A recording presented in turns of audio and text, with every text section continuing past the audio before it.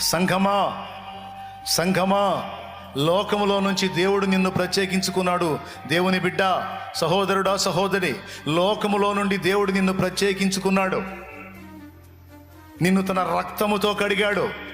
తన పరిశుద్ధ రక్తంతో కడిగి నిన్ను నూతన పరిచాడు. క్రొత్త తైలముతో నిన్నంటాడు. పరిశుద్ధాత్మ అభిషేకము నీకు ఇచ్చాడు.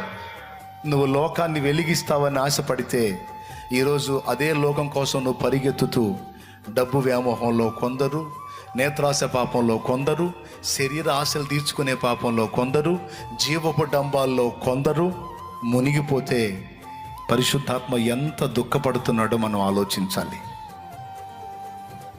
ప్రియులారా, ఎవరి కోసం దేనికోసం? ఈరోజు చాలా వరకు కొంతమంది ఆత్మీయుల మైండ్ ఎలా మారిపోయిందో తెలుసా? డబ్బు. ఆఖరికి దేవుని పని చేసినా కూడా నాకేంటి